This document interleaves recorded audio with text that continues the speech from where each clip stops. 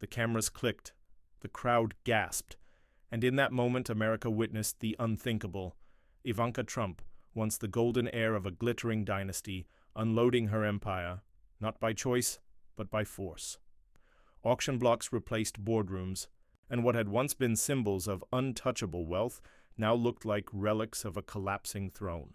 The woman who had sold the world an image of control stood cornered, her polished smile strained under the weight of legal reckoning. It wasn't supposed to end this way. The Trumps had cultivated an aura of permanence, an empire insulated by wealth, privilege, and connections. For years, Ivanka had played the part of the untouchable daughter, the glossy shield against her father's chaos, the curated brand of civility masking corruption. But now, under the relentless glare of investigations and lawsuits, the shield cracked. Those polished towers of glass and gold had become liabilities, whispers of fraud, court orders, ballooning debts. Suddenly, the world's most carefully curated daughter was no longer selling handbags but selling survival. Every flash of a camera told a story she couldn't control. A penthouse emptied, a company stake quietly dissolved. Luxury properties that once proclaimed power now stripped her of it in real time. Reporters shouted questions she refused to answer. Her silence, once an art form, now read as surrender. And Americans watched, some in schadenfreude, some in disbelief, many with a sense that history was bending. Because this wasn't just about Ivanka Trump. It was about accountability finally, scraping at the gilded surface of a family that had long danced above consequence. If even she, the careful, calculated, image-obsessed daughter, was forced to liquidate, then something much larger was at play. For decades, immigrant families, working-class communities, and everyday people had been told that rules were rigid, that debts must be paid, that justice was blind. Yet here was the Trump name, a dynasty that treated justice as negotiable, being dragged into the same system it had mocked. The irony was electric, the symbolism undeniable, but the crowd didn't know the half of it. What they were witnessing was not just a sell-off, but a signal. The first domino had fallen, and the chain reaction it would ignite would sweep far beyond one gilded daughter's downfall. For years, the Trump name had been synonymous with excess. Gilded ballrooms, private jets painted in black and gold, a family that strutted through politics and business as if the rules applied to everyone but them. Their empire was built on marble floors and borrowed power, and their story was one of spectacle, not survival. Yet now, with court deadlines closing in and investigators circling, the illusion of endless wealth began to crumble. Those who had once lived above the law suddenly found themselves staring at a mountain of debt, their brand name transformed from a shield into a liability. The contrast was stunning.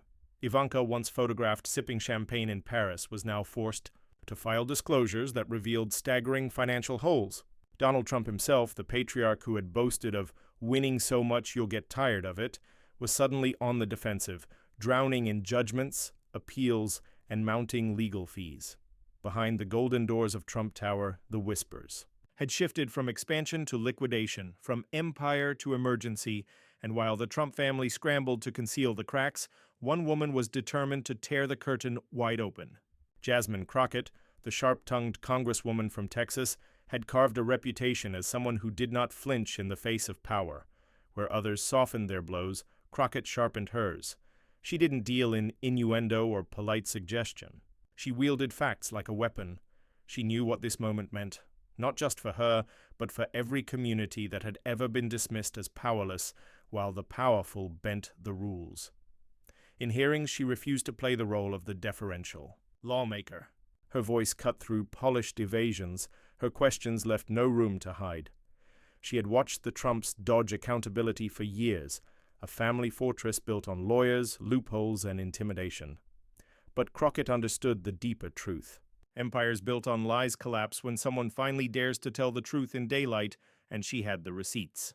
Not the half-baked theories floated by pundits, not the vague whispers of impropriety that faded into the news cycle, but hard evidence. Documents, contracts, financial trails that led exactly where the Trumps least wanted the public to look. She knew that once exposed, those records wouldn't just embarrass the family. They would shake the very pillars of power they had leaned on for decades. For progressive America, For immigrant families who had worked and sacrificed under rules they could never bend, this was vindication in real time. The Trumps' gold-plated lifestyle stood as the very symbol of rigged systems. To see it threatened wasn't merely news, it was justice inching closer to reality. Crockett understood the weight of that symbolism, and she leaned into it. Each statement she delivered wasn't just an attack on corruption, it was a rallying cry for accountability in a country where so many felt the game was fixed. The Trumps, of course, dismissed it all as political theater. But as their legal defenses thinned and their financial disclosures painted a bleaker picture than even critics expected, the walls closed in. Bankruptcy loomed like a storm cloud. Deals dried up. Allies distanced themselves. For a dynasty that once marketed itself as invincible, the very idea of collapse was unthinkable. And yet, increasingly unavoidable.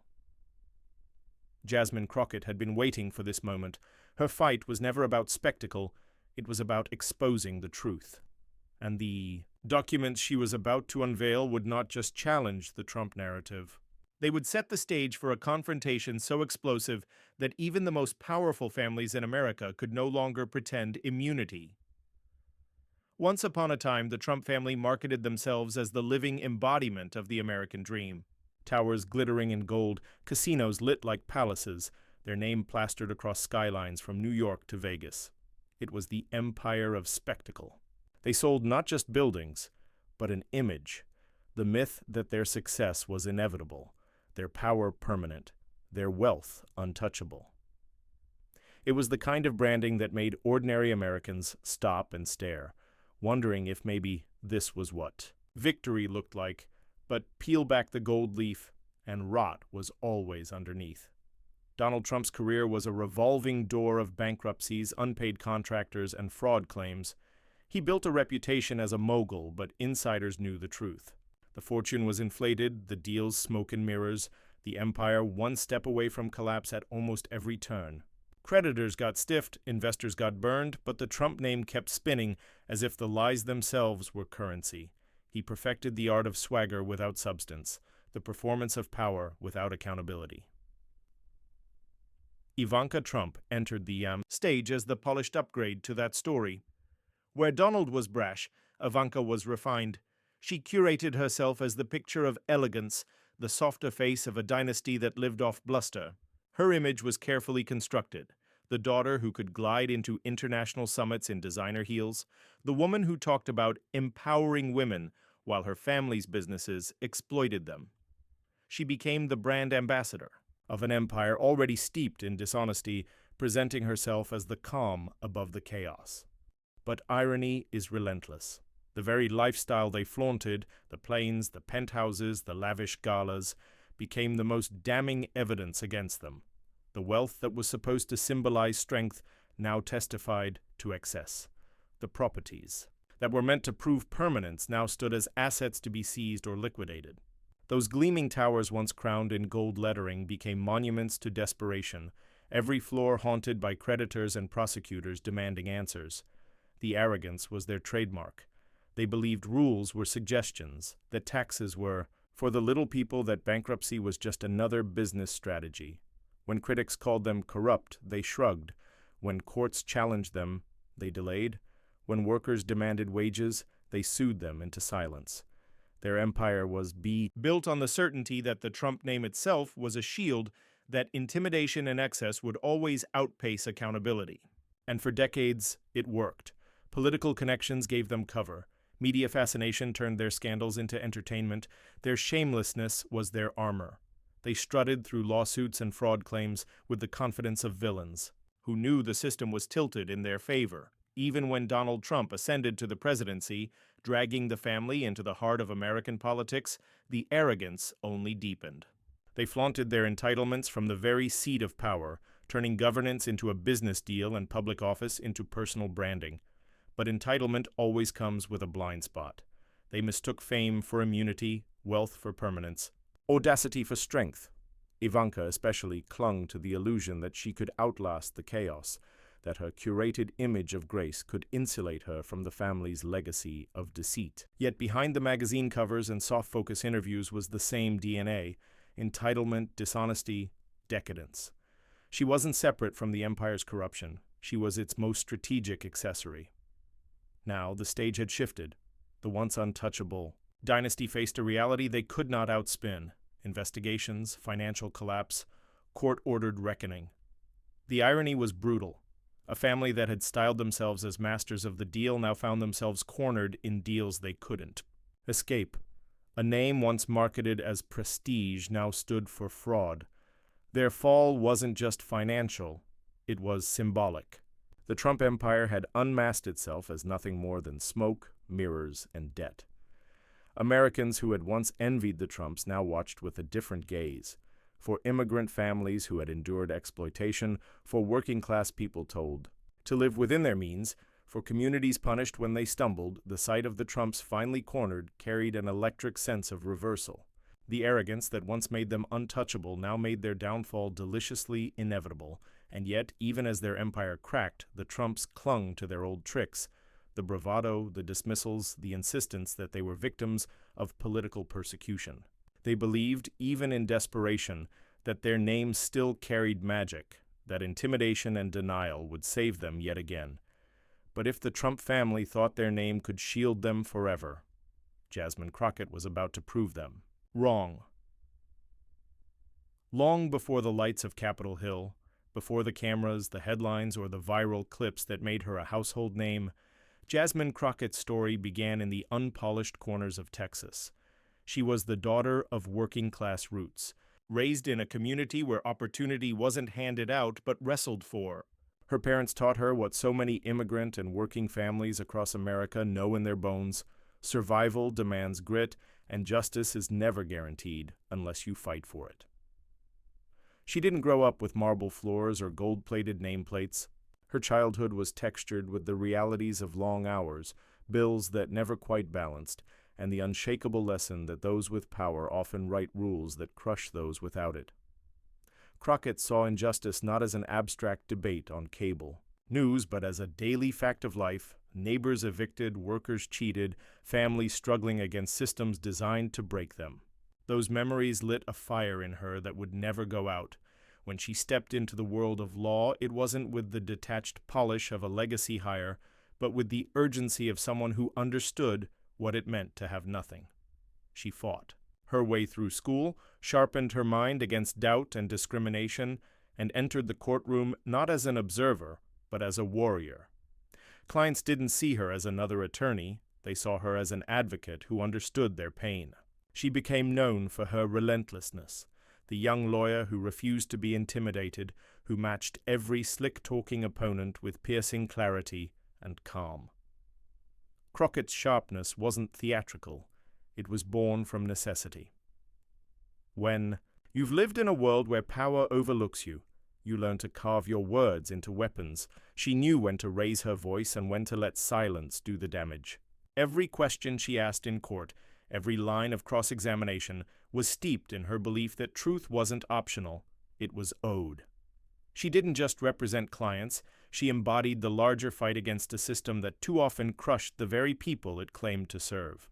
But the courtroom was only one battlefield. In Texas politics, where the odds were stacked and the culture often hostile to progressive voices, she proved herself even sharper. Opponents underestimated her composure. They thought she'd break under pressure, stumble when faced with power. Instead, she thrived. Crockett brought the same intensity she carried into courtrooms, into legislative battles, earning a reputation as someone unshakable. She could slice through dishonesty with surgical precision, never losing her cool even as others tried to rattle her. Her resilience was more than personal. It was generational. She carried the struggles of her family, her neighbors, her community. In every fight, each victory wasn't hers alone. It belonged to the countless faces who rarely saw themselves represented in seats of power. Crockett didn't forget where she came from, and she didn't let others forget either. When she spoke for those who couldn't. When she demanded accountability, it wasn't just rhetoric, it was survival. That's why she never backed down. When pundits mocked her, she pressed harder. When opponents underestimated her, she used it to her advantage. Her strength was not in avoiding conflict, but in embracing it, in knowing that justice was rarely won by those who waited politely for permission. She turned adversity into fuel, setbacks into sharpened resolve. The admiration she drew wasn't just because she was fearless, but because she was clear. In an age of political doublespeak, Crockett's words cut straight. There was no mistaking her position, no blurring of her values. Whether she stood in a courtroom or behind a congressional microphone, her composure commanded attention. She didn't need theatrics. She had truth. And in a country weary of spin and spectacle, that clarity resonated. Her story carried echoes. Of every working-class family who had fought to be heard, of every young woman told to sit down, of every immigrant who labored in silence, believing their children might someday rise. Crockett's rise was proof that resilience could become power, that clarity could become influence, that composure could become strength. But destiny has a way of testing its heroes. For all her battles, all her victories, nothing compared to the storm that awaited her. Because the same resilience that carried her from Texas roots to national prominence was about to collide with a dynasty that believed itself untouchable. And those very battles prepared her for the moment she would stare down one of America's most powerful dynasties. The chamber was electric before the first word was spoken. Cameras lined the walls, reporters leaned forward in their seats, and the Trump attorneys shuffled their papers with the smug confidence of men who believed they'd already won. For years, that confidence had carried the family through scandal after scandal. Today, it filled the air like cheap cologne, overbearing, unmistakable, impossible to ignore. The lead attorney spoke first, his tone dripping with disdain. He framed the proceedings as a witch hunt, a tired refrain meant to deflect rather than defend. He chuckled as he dismissed questions, leaned back in his chair as if the entire ordeal were beneath him. His arrogance wasn't subtle. It was performative, designed to send a message. The Trumps don't answer to anyone. But Jasmine Crockett was not just anyone. She waited, letting the arrogance play out, her pen resting quietly in her hand. Every smirk, every shrug, every dismissive laugh only sharpened her focus. When she finally spoke, her voice didn't rise. It didn't need to. The clarity in her tone cut sharper than any shout could. She laid out her first question like a trap, measured and precise. The attorney sneered, sidestepped, tried to twist her words. He raised his voice, turned to the cameras, postured as though this were a stage play and not a hearing. But Crockett didn't flinch. Her eyes stayed locked on him, her composure steady, as if to remind the room that theatrics might entertain, but facts would decide. One by one she pressed.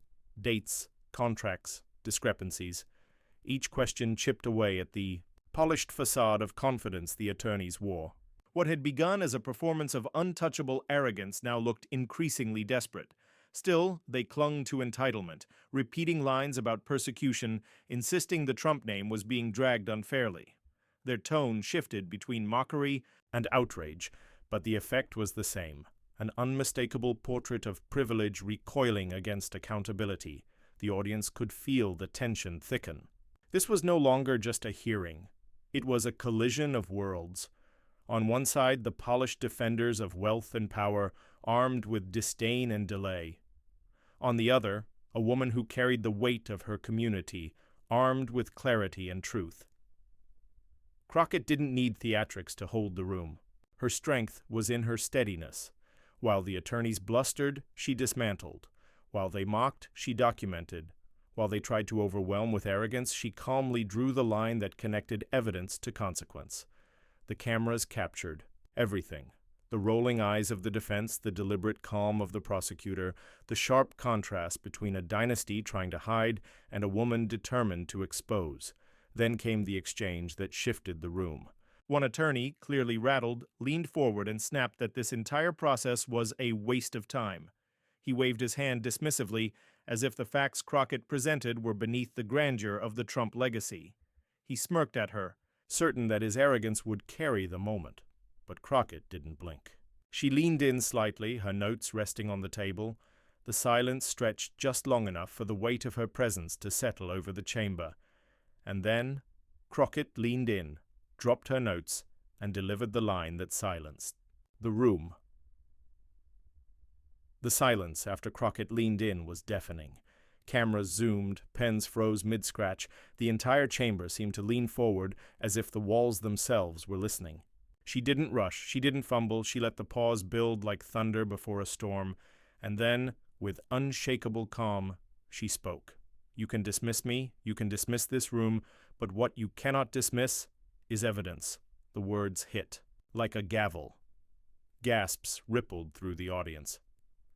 The Trump attorneys shifted in their seats, their earlier smirks faltering as Crockett slid a folder across the table. Inside documents, dates, signatures, transactions, receipts that pierced straight through the defense's claims of innocence. She lifted one page, reading aloud, a contract signed by Ivanka herself, promising assets were clear of liability. Yet, buried in the fine print, the very liabilities they now tried to deny. Murmurs broke out in the crowd. The cameras flashed like lightning, capturing Ivanka's frozen expression, the glossy façade cracking in real time. Crockett didn't raise her voice. She didn't need to. Each fact she presented was a hammer, pounding away at the golden mask the Trumps had worn for decades. You said there were no loans? Here is the loan. You claimed there were no undisclosed transfers? Here are the transfers. You told this country your empire was built on strength. But every line here shows debt, fraud, deception. The attorneys scrambled. They objected. They whispered frantically, shuffling papers as if somewhere, somehow, a loophole might save them. But Crockett anticipated every move. Each objection was met with a calm rebuttal, each denial followed by another page, another document, another nail in the coffin. Ivanka shifted in her seat, her composure unraveling. She avoided the cameras, her once choreographed posture collapsing into nervous glances. For years she had perfected the role of calm amid the storm. Now she looked cornered, stripped of her shield of elegance. The dynasty's princess had become its weakest link. The chamber buzzed with energy. Every gasp, every murmur was fuel. For Crockett's momentum, she didn't bask in it. She didn't grandstand. She stayed steady, methodical, her eyes never leaving the evidence. The contrast was stark, arrogance crumbling on one side, composure radiating on the other. And then she dropped the bombshell. A timeline of hidden transfers linking Trump properties to shell companies overseas. Not rumor, not speculation, but receipts signed, wired, and time-stamped. The kind of trail no attorney could spin away. This, she said, holding the page high enough for the cameras to capture, is not a witch hunt. This is a pattern of fraud, a pattern of deception, a pattern that robs everyday Americans, while lining the pockets of the few who believe themselves untouchable. The room erupted. Some gasped aloud, others whispered frantically to neighbors, and reporters typed furiously, their headlines already writing themselves.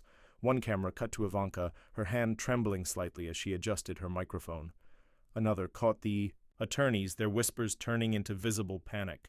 The dynasty that once strutted with untouchable arrogance was unraveling live, their power exposed as hollow, their empire revealed as debt-ridden smoke. Crockett didn't stop. She built her case like a crescendo, each fact climbing higher, each revelation tightening the noose. She laid bare the contrast between families like hers, who had to fight for every inch, who paid every bill, who carried the weight of consequence, and families like the Trumps, who played the system, exploited loopholes, and mocked accountability. This room, she declared, is not just about one family. It's about whether justice applies to every family. Her words rang with the resonance of history. The crowd was no longer just watching, they were witnessing. They were part of something larger than a hearing. This was justice cutting through. Privilege, truth breaking through spin. By now, the Trump attorneys had lost their composure entirely.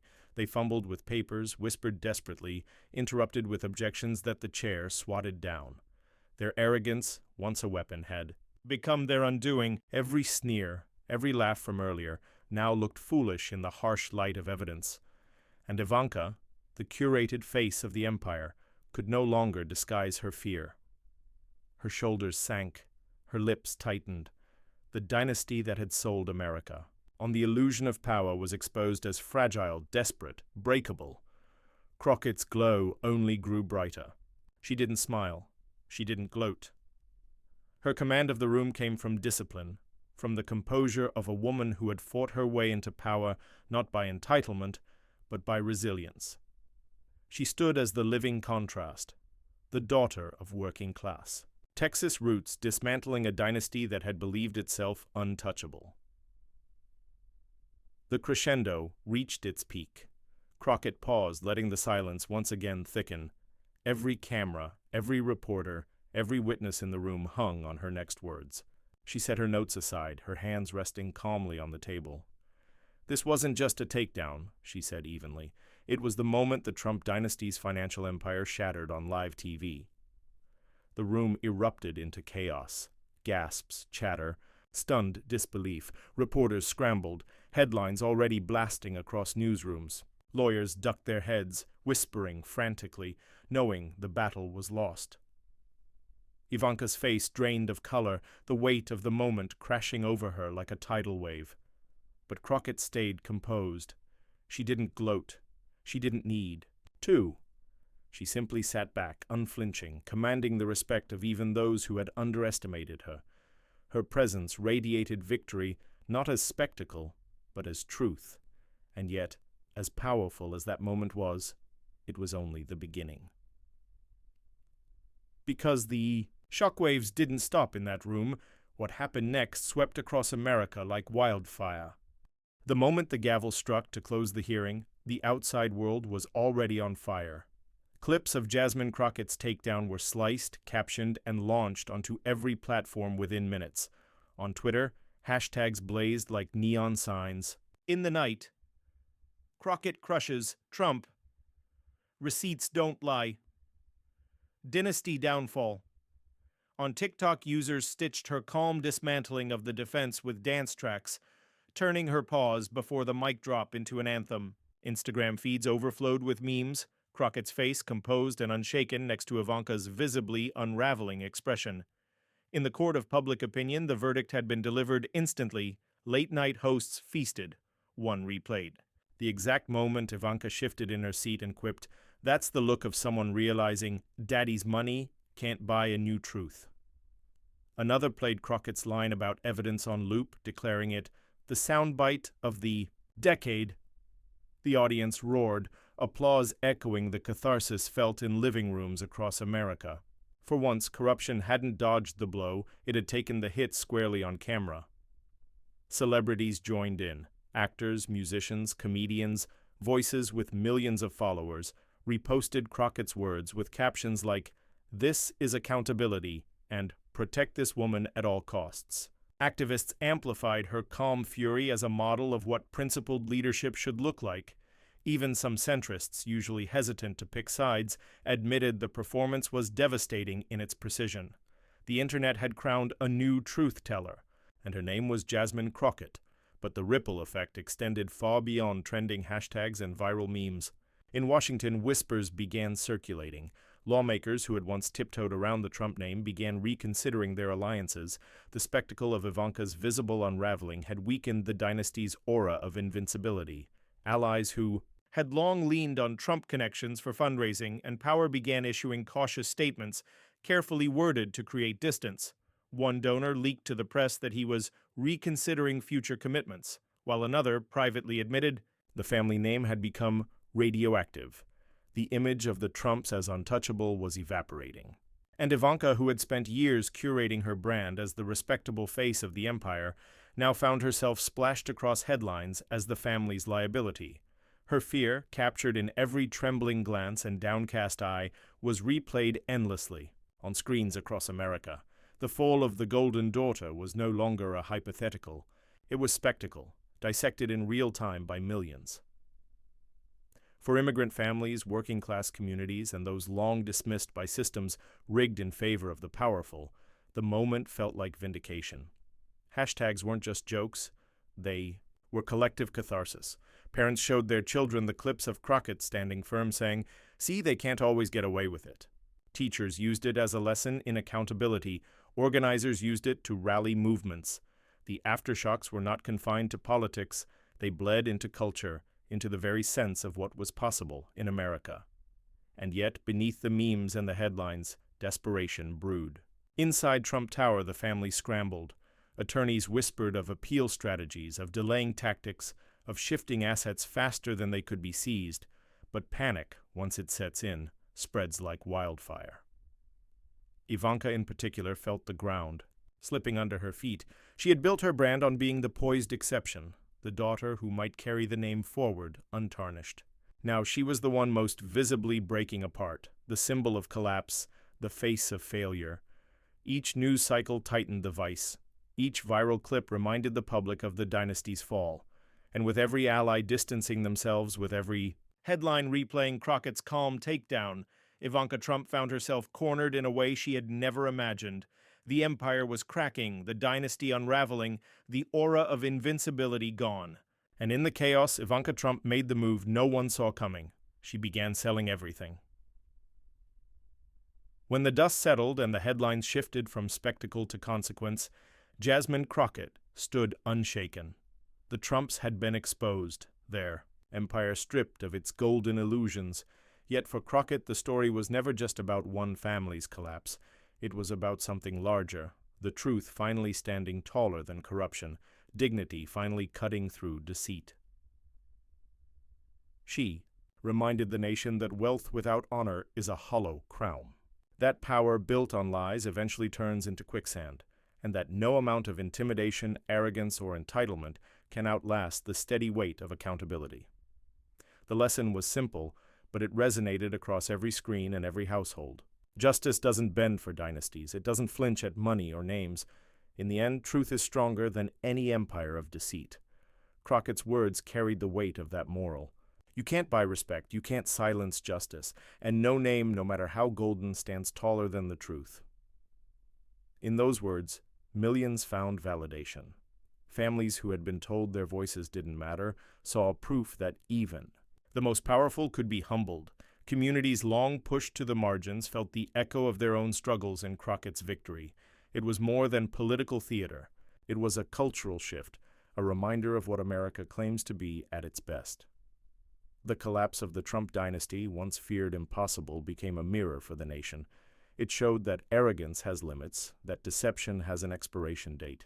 But more importantly, it showed that resilience, the kind embodied by Crockett's calm, unflinching presence, can change the course of history. Her rise from working-class Texas roots to dismantling one of America's most notorious dynasties was not just her story, it was America's story. A story of fighting uphill, of refusing to back down, of proving that justice belongs to all. Not just the few, and the people responded, not with cynicism, but with hope. For a brief, brilliant moment, Americans felt united not by fear or division, but by the affirmation that fairness could still prevail.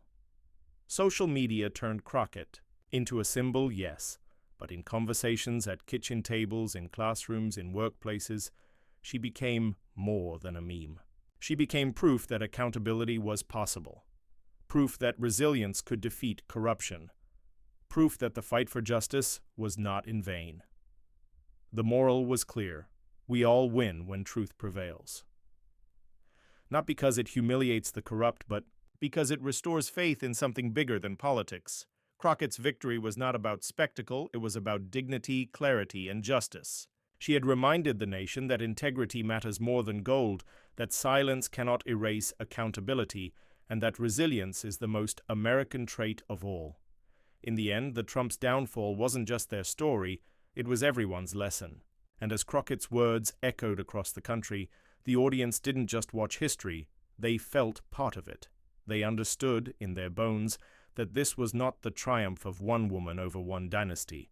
It was the triumph of truth over corruption, of dignity over deceit, of America's better self rising above its darkest temptations. Because when justice finally stands tall, we all rise with it. And when truth prevails, we all win.